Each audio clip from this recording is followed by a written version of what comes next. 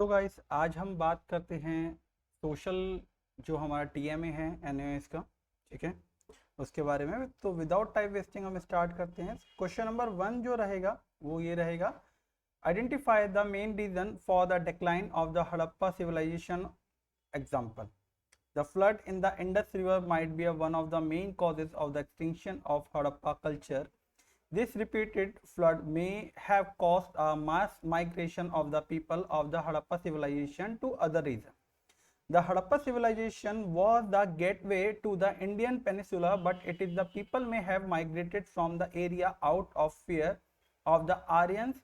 The Harappa culture gradually fell into oblivion and the Aryans replaced the Harappa civilization with the new culture brought by them. Area of Harappa culture that were invaded by Aryans might have occurred due to conflict between ruler and forest dwelling people.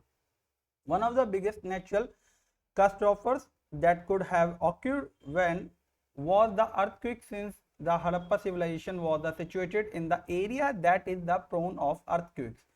The other researchers have speculated that the movement of tectonic plates near the area caused the potentially damaging earthquake that could have led to major flooding in the area.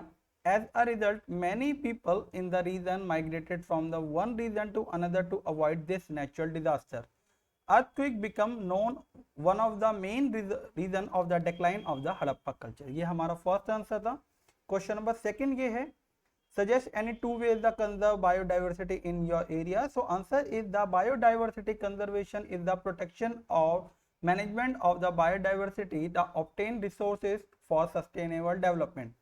In situation, the conservation of the biodiversity is the conservation of the species within their the natural habitat. In the method of the natural ecosystem is maintained and the protected.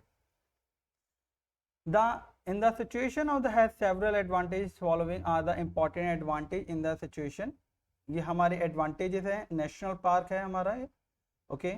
X situation जो conservation होती है हमारी, and x situation conservation has the following. इसके क्या क्या advantage थे, तो ये आप पूरा का पूरा आप आंसर नंबर 2 में आप लिख सकते हैं। ठीक है, ये हमारा क्वेश्चन नंबर 3 है, how the sustainable development can be a tool to counter environment degradation. Example, so we all the depend on the clear air, water and the energy for our health, well-being, the prosperity as we supply, and the metal and minerals need to a zero economic. We are committed to doing so in ways to protect the preserve the planet. We take a responsibility in the managing our impacts very seriously, fully commit and the delivering our net zero commitment for the improving water management as site level and the maximizing the industry contribution to our nature positive future.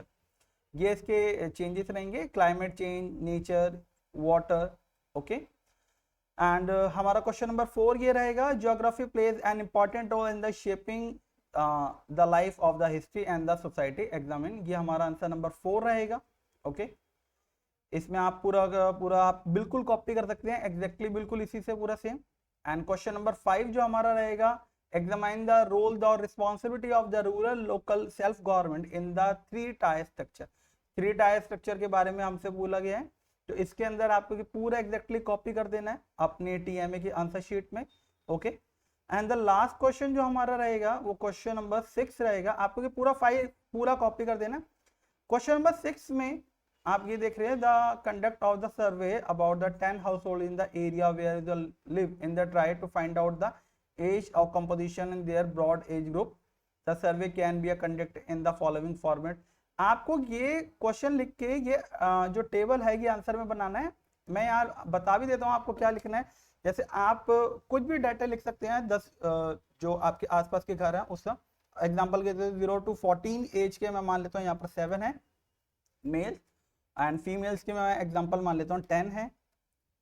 15 to 15 तक के हम मान लेते हैं लोग यहाँ 12 हैं, and यहाँ पर हम फीमेल में ले लेते हैं सपोज क्वांटिटी 15।